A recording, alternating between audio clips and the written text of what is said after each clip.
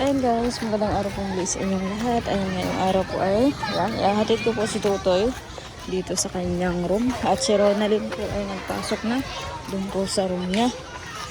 Ayan. Pasok na naman po si Tutoy at Lunes na naman po ngayon. Mainit Tutoy, ano? Mainit. Ngayon naman po guys ay nandito po kami sa tindahan po at bumili po ako ng 25 kilo na bigas at may nagbigay naman po ng pambili po namin bigas, kasama ko po si Dagay at syempre bibili na rin po kami ng ulam namin na panghapunanan. Ayan guys, at kahatid ko lang po dun sa mga bata sa school, kaya ito bibili muna po kami ng bigas at pang ulam para po mamayang hapon.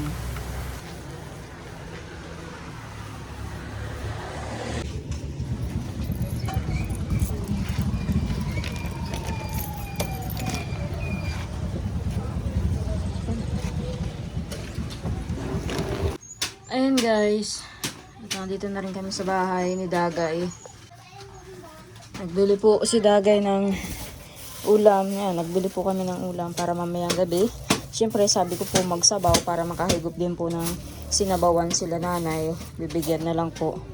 At siyempre nagbili po ako ng 25 kilo na bigas. Ayan. At isasalin ko na po yan dun sa bigasan. Ayan. At yung pong mga binili po yan, nanggaling po yan kay Kuya Teo. Maraming salamat po kay Kuya Teo kasi nagbigay po ng allowance po ni Dagay at saka pambiling gamot.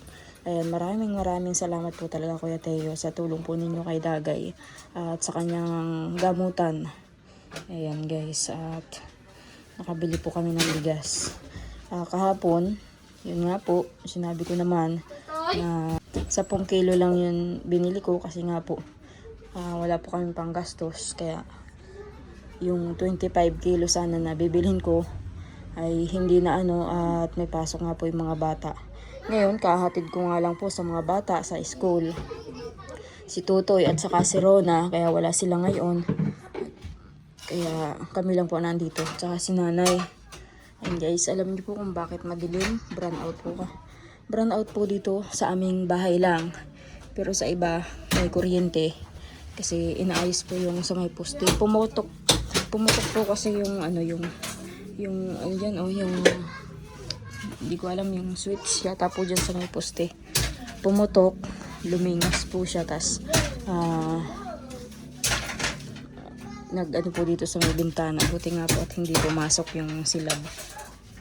Kaya inaayos po yung aming kuryente. Kaya kami po ay brown out. Ayan guys. Maraming salamat po Kuya Teo sa binigay niyo po. May pang gastos po si Dagay. At si Dagay po ay ilang araw na din po na kahit may gustong bilihin or kainin, hindi po siya makabili kasi nga po wala po siyang pera. Ngayon, dahil binigyan po ni Kuya Teo ng pambili-bili, yan, makakabili po siya kung ano yung gusto niyang kainin. At sabi nga po ni Kuya Teo, maglakad-lakad. Kaya si Dagay po, ayan, hindi naman po siya, kaya sabi ko kay Dagay, huwag magparatulog. Magparalalakad siya. Yan, magtimpla na lang ng tang, ng juice. Yan guys, sobrang init po ng panahon. Nung isang araw yata po yun o kahapon. Ay, kahapon yata. Sobra naman, nag-ulan naman. Hanggang tanghali. Ngayon, init naman sobra. Yan, dito ko na lang yung lulutuin. Tapos, madala nyo lang kami doon. oo. Bakit? Maglalakad kayo? Masakay. Para di ka nang mabalak. Oo, ay pwede rin. Magsakay na lang kayo sa tricycle. At ako'y uli-uli na. Pagod ka na. Mapapagod na ako. Mapunta pa ako doon kay Uding. Doon sa Babuyan.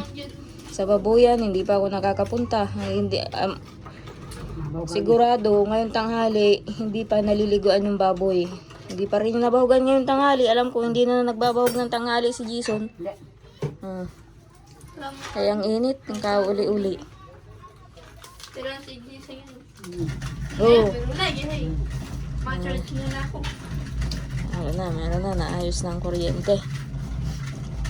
Ma-charge mo na ako. Charge ko na, lulubat. Ang gata naman. Yung gawag ng aso tayo maitik. Kaya nga, yung mga kanin dyan, iipunin ko. Ipagbalat mo na ako nanay nung sayote, para ano, mamaya ay lulutuin ko na lang, at sa hatidan ko na lang kayo. Oh, ano yun? Ay, yung ano. Pag mga aso, dito sa ating aso. Mamaya na, May papahinga pa nakain ng nga aso, ay. doon. Ang init sa labas. Mga aso na. Ang kanyang mga isa, isa pa. Kaya din isa. Kaya mo? Marin, pahinga ang konti. Ayan, price. Sabi ng mga viewers, huwag ka daw masyadong para kakain ng price. Ngayon lang po uli yan nakakain si Dagay ng price. Ngayon uli po nakabili. At kailan baga huling nagbili ka? Kailan baga yun? Tagal na? Sa linggo na yun. Nakakapira din mo kabili.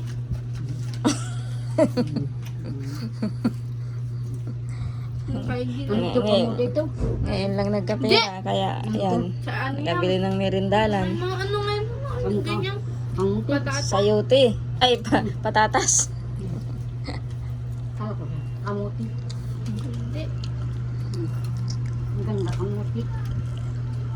Sabihin mo na sa tindara. Baka naman matamis na maigi yung juice mo, Dagay. Yung hinalo. Alo. Kaunti ang tubig. Matamis yan. Para yung ano. Hindi ko tihalo medyo. Nilatak ulit. Lagyan mo na ulit tubig. Nilatak. Lagyan mo na eh. Nagdagan mo din, nanay.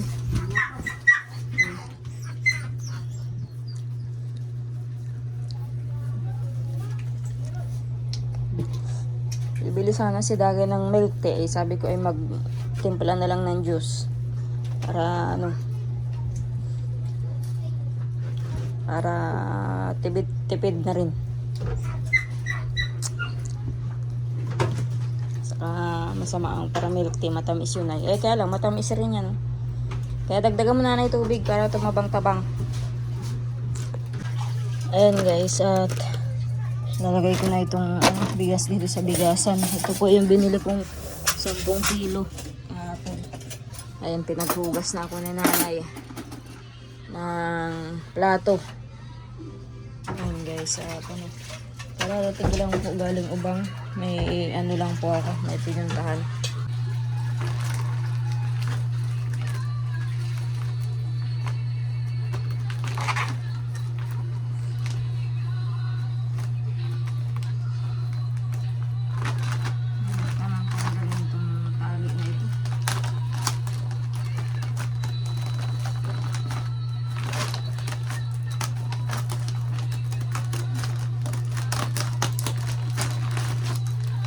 Kailan nanay magatong sila ba?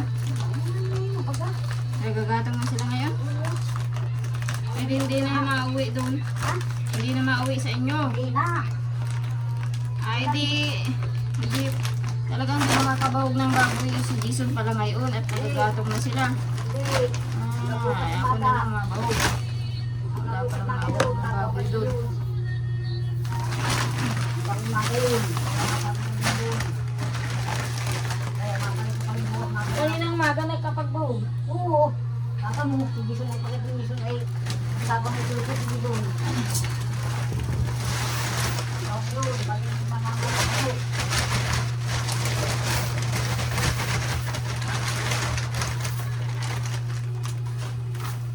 Kapag na ako tumamaya, at pabagok ang bagong ay ano.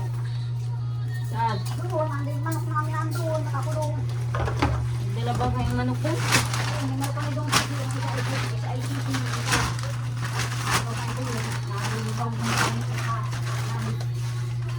Madala ako ng bahog. Ha? Madala ako ng bahog ng manok. Ayun guys, at lulutuin ko na po ito. Tingnan niyo po, pagkakabalat ng sayuti ni Dagay, hindi na tinuloy. Hindi marunong. Sino nagbalat na itong sayute? Pwede na kayo mag Si Dagay? Oo. Bahala ka na daw yan. Ang kinibkib ng daga. Ako'y nagbuhugas. Asa na yung ano dyan? Nagbuhugas ako. Okay nga, ayusin yung pagkabalat, yung tadtaran. Ano?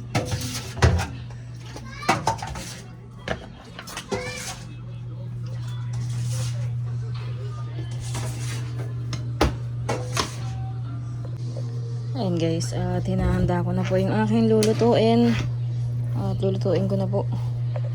Para mamaya po kasi mabuhok ang baboy. Ayan, hinugasan ko naman na yung manok, tsaka yung sayote. Ayan, nabili pa po ng sibuyas si nanay. Ang init po sa labas, kaya ako'y laging nagja-jacket. Si Dagay. Tulog ka, Dagay? Tulog ka?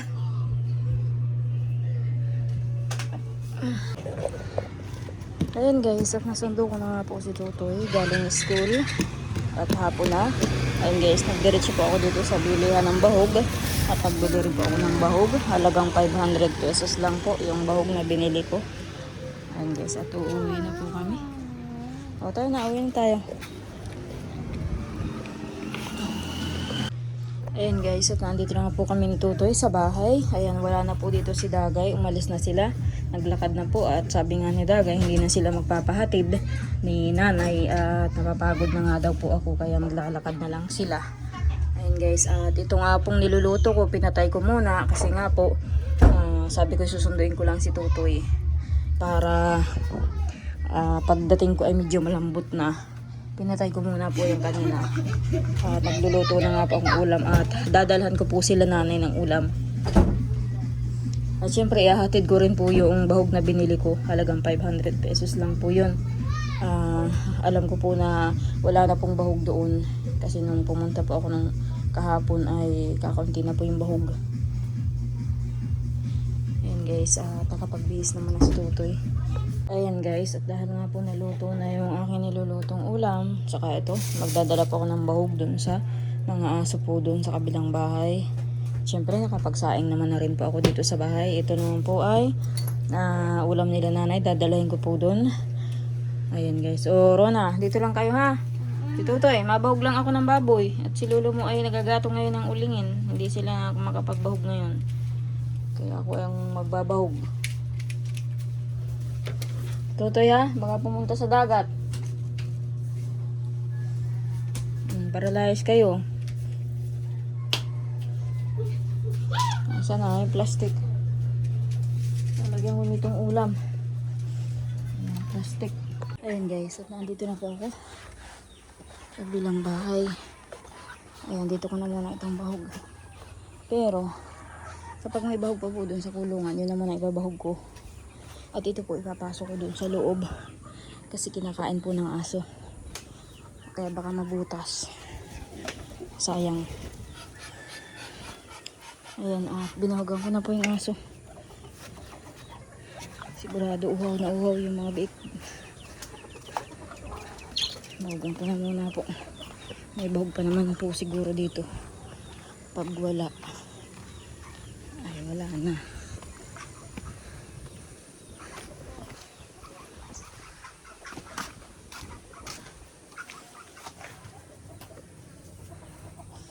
Ay, hindi nalinisan ang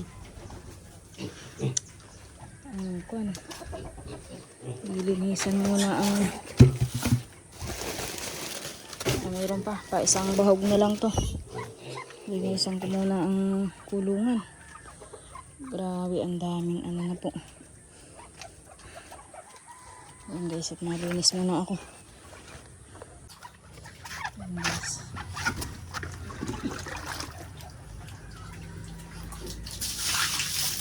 Tapos, wawalis ang baba.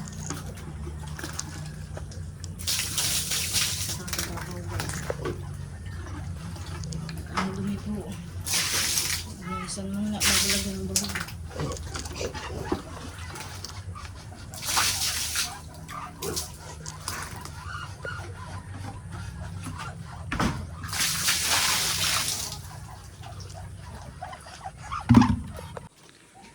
Ayan guys. Ayan, binukod ko po yung bahog. Tsaka hindi ko po yung tinutubigan. Ayan, nakapaligo na din po sila. At saka nawalisan ko na yung kulungan. Saka ayan, nakabukod po yung kanilang tubig. Medyo malabo nga lang po yung tubig kasi andun po yung bubon. Doon po malabo rin naman po ang bubon. Kaya lahat po ay malabo ang tubig. Wala naman pong ibang tubig. Kundi yan lang.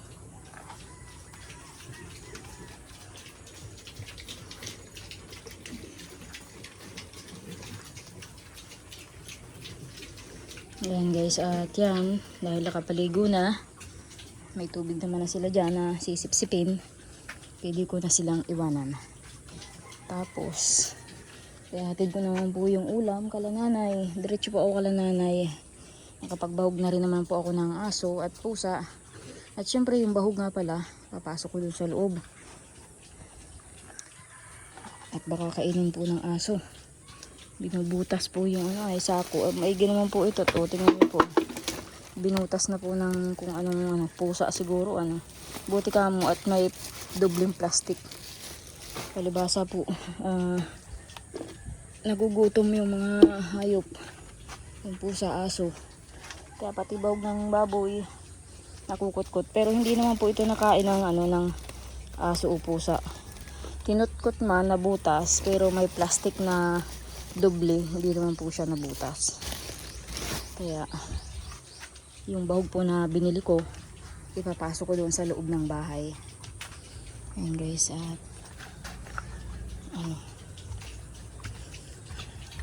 ipapasok ko na muna.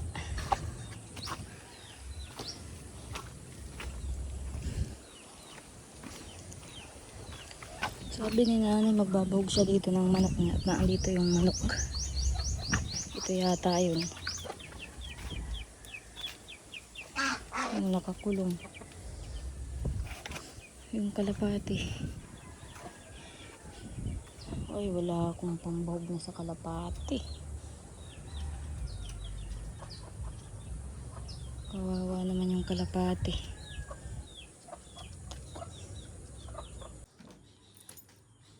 Ayan guys, at buksan ko na muna ito.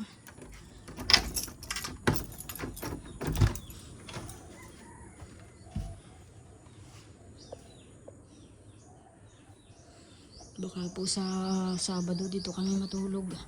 At sabi ko nga kala nanay, dito kami matulog. Tapos Linggo, maglilinis kami dito. Araw ng Linggo. Sana hindi maulan. May pagkakataon po may araw na akala mo'y tag-init na yung pala uulan pa. Ayan guys. Ito ko na. Kaya lang pag nagbahog si Papa, hindi niya mabubuksan.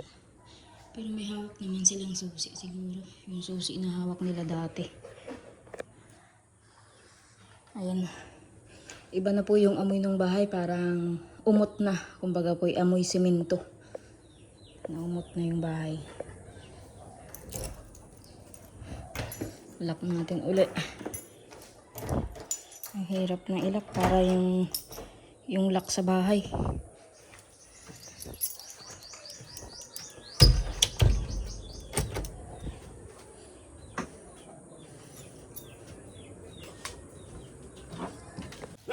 Ayan guys, at nandito na po ako kala nanay. Dadala ng ulam. Wala dito sa Lari. Nasa San Roque. Ayan, taib. Bakit ate Eden matubig dito? Bakit di mo hinarangan? Para hindi tumuloy ang tubig dito. O yung pusa mo. Anong pangalan yan? Mary Jean? Tapa lang. Ay ano? Oo, binahog ko na. Lagay, kumain ka na. Nagdala ka ng gamot.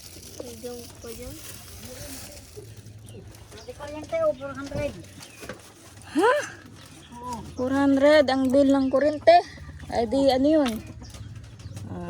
2,000 ang bayaran ko lahat. Bakit ang mahal ng kuryente? 400. Eh, wala namang ano. Hindi naman nagsasasaksak ng kung ano-ano doon. Man. Kaya mahigit 1.5 ang babayaran mo. Mahigit 1.5 yung sa iyo. Ano mo, higit 1.5. Yung akin pa lang ay 1.4 na agad. Oo, Upa, 400 ito mahigit, oh. Ay, 500 na rin, oh. 484. Oh, 500 na rin. 2,000. May sukli pa naman yung 2,000. Ang aking kuryente. Bigyan mo Bakit nakakapagtaka naman, ba't ganito kaano ang bill? Ewan ko. Ay, nung kayo ang nakatira doon ay hanggang 300 lang ang bill. Awan. Ang maganda yung natira na doon at miski magbayad man, eh di. Ba't kaya ganyan may pusa? Yun po, mababalian niya. Mapahirit ako dyan sa iyo. Hirit ko nga kinanabit at pag hindi ka mo pinahirit yan, bahala ka. O bukas pag anong oras mauwi sila papa? Yung mga hapon na yun. Hapon na, edi ako na lang mabahog ng baboy. Ay, ako na lang uli ang mabahog. Kaya babag ko nga yung manok bukas. Pagkapasok ni Rona, saka ako mabahog ng baboy. Siyempre, mapasok muna. O eh, kayo ay na lang. Nagsakay ka sa tricycle? Sakay, bukas masakay na lang at may magkaya ng ibagay maglakad. Baka magpagod-pagod yung sakit naman ng binti ko. Layo din yun sa ano, ay sabay. Layo. Eh, umaga naman. Mag-exercise tuwing umaga. Ay, napagod niya na eh. Nanay, sakay na tayo nanay. Oh. Maganda't malamig pa presko. Kain na kayo. Nanay yung ulam mo. Kumain na kayo. Asin ko lang baga. Alas 5. Tuwing alas 5 ba kayo nakain? Oh, agap. Alas 5. Oo, magkain kami daw na higa-higa nga sa dagay. Nasaan yung cellphone mo? Andiyan. Nakakanood ka naman dito. Ano, download ba ba? May mga download. Bakit wala yung signal, yung data? Kung sa adong binahuan mo. Eh, salo-salo na sila doon sa dala kong kanin. Inaaway naman yung inaaraway. Oh, ano dyan? Yung ano ba ang binawagan mo? Yung nasa kulungan na manok? Oo. Oo. Kulungan.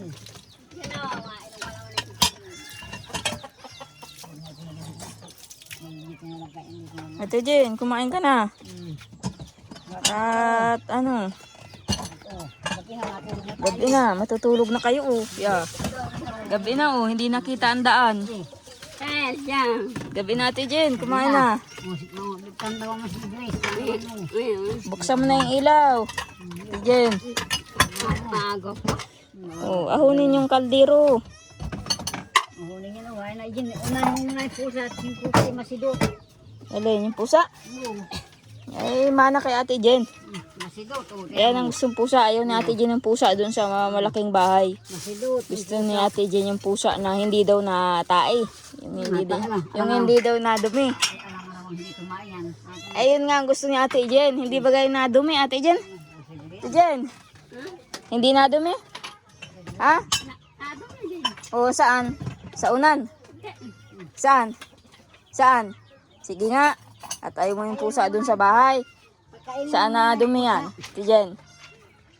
Ha? Baka sa kumot mo yan na dumi. Sinisipin ba yun ni Gino? Kasi ping-siping di naman naliligo. Dapat Ate Jen, pinapaliguan mo yung pusa. Oo, ano dyan? Pag ganyan tag-init, pinapaliguan yan. Oo. Sige. Ay na, napunghak na yan. Itong aso, si Ate Jen din nag-ambi. Hindi gaya. Anong pa kayang susunod na aalagaan ni Ate Jen? Nakukunin. Hiningi ni Ate Jen sa kapitbahay yung pusa. Ay, ang dami-dami na nga pusa doon sa kabilang bahay. Eh mga po, sabi binugan mo. Ay, kasama na yun doon. Sama-sama inaaway namin mga aso. Hindi, eh, nagkain naman na. Inaaway. Dami pang antira. Ayaw naman nila at walang ngang ulam. May sariyas ba kayo yun? Tira. Hindi kumain yun.